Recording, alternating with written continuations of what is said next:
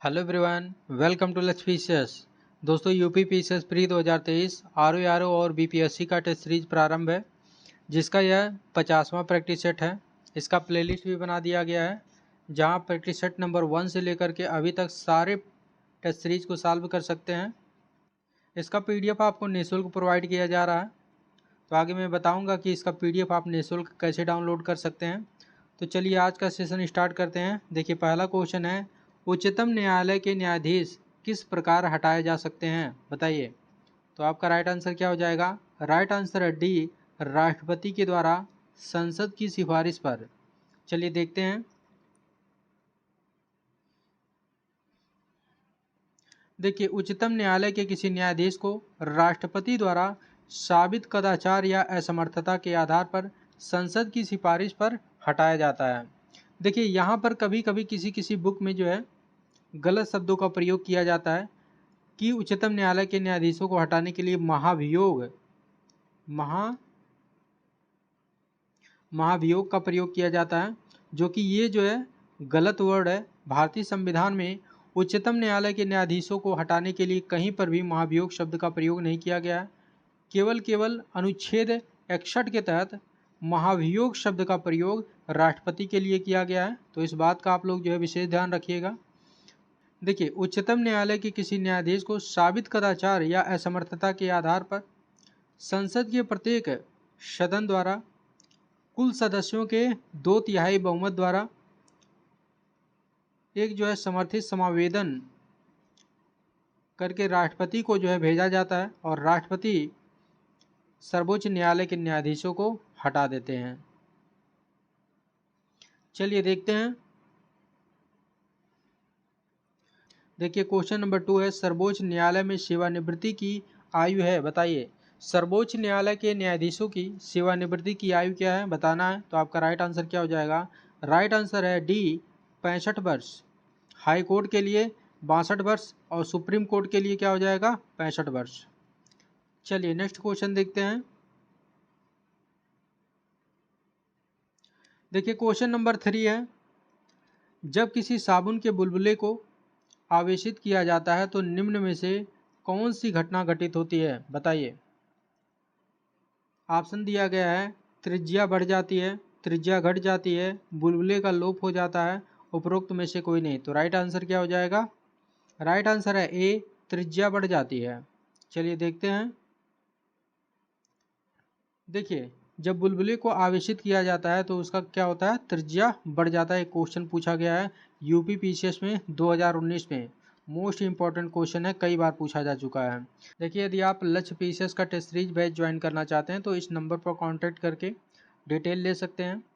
अभी आपने देखा है जो यूपी पीसीएस मेंस का एग्जाम हुआ है, उसमें लक्ष्य पीसीएस आंसर राइटिंग बैच से डायरेक्ट क्वेश्चन आए हैं, जिसका वीडियो अपलोड कर दिया गया है। यदि आप नहीं देखे हैं तो उसका लिंक डिस्क्रिप्शन बॉक्स में आपको मिल जाएगा, वहाँ से देख लीजिएगा।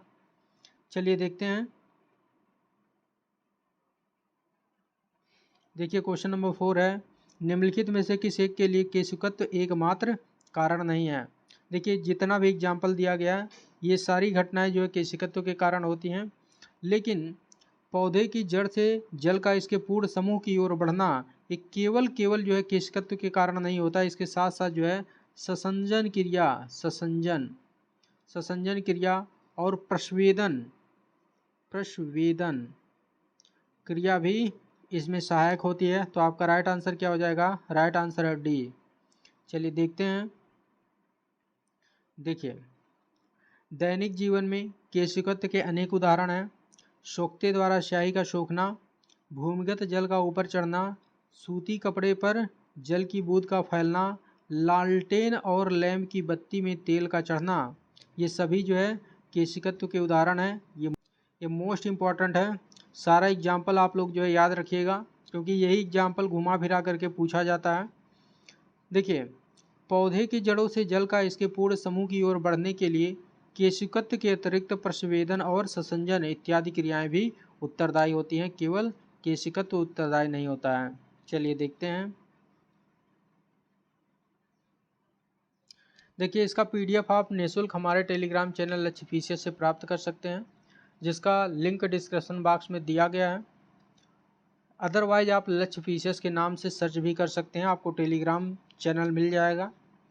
देखिए क्वेश्चन नंबर 5 है, स्टेटमेंट वाला है। स्टेटमेंट ए है, नमक और बर्फ के मिश्रण से 0 डिग्री सेल्सियस नीचे का ताप प्राप्त होता है। बताइए राइट है या रॉन्ग है? बिल्कुल राइट है। कारण है आर, नमक बर्फ के हिमांक को बढ़ा देता है। तो ये वाला स्टेटमेंट गलत हो जाएगा, क्योंकि बढ़ा नहीं देता बल्कि घटा देता है। तो आपका राइट आंसर क्या हो जाएगा? राइट आंसर है सी, ए सही है परंतु आर गलत है। चलिए देखते हैं।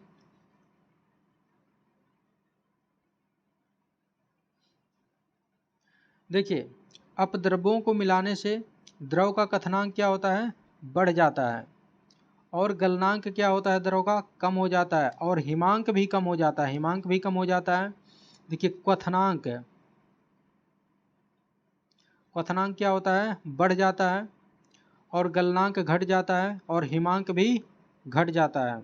देखिए 0 डिग्री पर पिघलती बर्फ में यदि कुछ नमक, सोडा इत्यादि मिलाते हैं तो बर्फ का जो गलनांक 0 डिग्री सेल्सियस से घटकर कितना हो जाता है?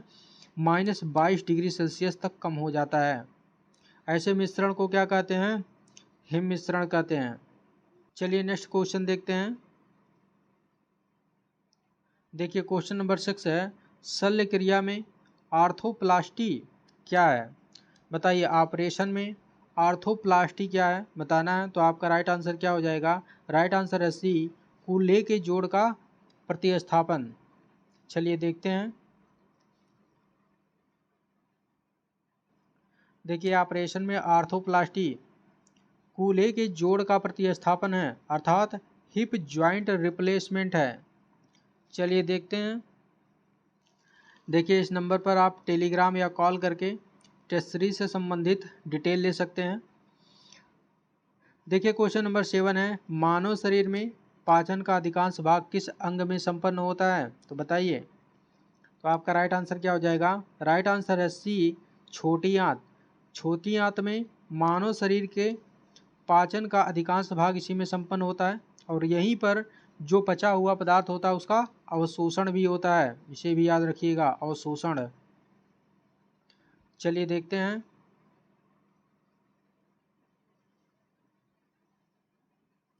देखिए मानव शरीर में डाइजेशन का अधिकांश भाग छोटी आंत, स्मॉल इंटेस्टाइन में संपन्न होता है। इसके साथ साथ अवशोषण का कार्य भी इसमें संपन्न होता है। देखिए भोजन का पाचन मुख से प्रारंभ होता है और बड़ी आंत तक चलता रहता है। मुख में टायलिन नामक एंजाइम पाया जाता है, टायलिन, जो कि पाचन में सहायक होता है। चलिए नेक्स्ट क्वेश्चन देखते हैं। देखिए क्वेश्चन नंबर 8 है, निम्नलिखित में से कौन सा एक प्रवाल विरंजन का सबसे अधिक प्रभावी कारक है? तो यहाँ बताना है कौन सा कारण सबसे प्रभावी जिसके कारण प्रवाल विरंजन की घटनाएं घटित होती हैं। तो आपका राइट आंसर क्या हो जाएगा? राइट आंसर है सी, सागरी जल के सामान्य ताप में वृद्धि। देखिए जब सागरी जल के सामान्य तापमान में वृद्धि होता है तो प्रवाल विरंजन की घटनाएं घटित होती हैं। और यदि सागरी जल की लवणता में भी वृद्धि होती है तब भी प्रवाल विरंजन की घटनाएं घटित होती हैं। देखिए इसका पूर्ण रूप से उत्तरदायित्व ग्लोबल वार्मिंग को जाता है। ये घटनाएं ग्लोबल वार्मिंग की वजह से होती हैं। जब ग्लोबल वार्मिंग अर्थात जो है वैश्विक तापन, जब तापमान में वृद्धि होती है तो सागरी ताप में भी वृद्धि होती है, जिसकी वजह से प्रवाल विरंजन की घटनाएं घटित होती हैं। और साथ ही साथ जब तापमान में वृद्धि होती है तो वाष्पीकरण की क्रिया तीव्र हो जाती है, जिसकी वजह से लवणता में भी वृद्धि होती है और प्रवाल विरंजन की घटनाएं घटित होती हैं। चलिए देखते हैं। देखिए जो प्रवाल विरंजन की घटना होती है इस समुद्री जल के तापमान में वृद्धि और समुद्री जल की अम्लता में वृद्धि के कारण होता है। और इसके लिए उत्तरदायी कौन है? ग्लोबल वार्मिंग है, वैश्विक तापन है। जब समुद्री जल का तापमान बढ़ता है और समुद्री जल की अम्लता बढ़ती है तो प्रवाल के साथ जो सहजीवी शैवाल होते हैं ये प्रवाल का जो साथ छोड़ने लगते हैं, दोनों एक दूसरे से अलग होने लगते हैं। और इसी को क्या कहते हैं? प्रवाल विरंजन कहा जाता है। एक दूसरे से अलग होने की क्रिया को प्रवाल विरंजन कहा जाता है। और जब दोनों एक दूसरे से अलग हो जाते हैं तो ये इनका जो है मृत्यु हो जाता है। चलिए देखते हैं। देखिए क्वेश्चन नंबर 9 है, निम्नलिखित में से किसमें प्रवाल भित्तियां हैं, बताइए। तो आपका राइट आंसर क्या हो जाएगा। देखिए अंडमान निकोबार, बिल्कुल यहाँ पर भी प्रवाल भित्तियां पाई जाती हैं। कच्छ की खाड़ी, बिल्कुल यहाँ पर भी पाई जाती हैं। मन्नार की खाड़ी में भी पाई जाती हैं। सुंदरबन, यहाँ पर प्रवाल भित्तियां नहीं पाई जाती हैं। एक और है लक्षद्वीप है, लक्षद्वीप में भी प्रवाल भित्तियां पाई जाती हैं। तो भारत में 4 ऐसे क्षेत्र हैं जहां पर प्रवाल भित्तियां पाई जाती हैं। तो आपका राइट आंसर क्या हो जाएगा। राइट आंसर है ए, केवल 1, 2 और 3। चलिए देखते हैं।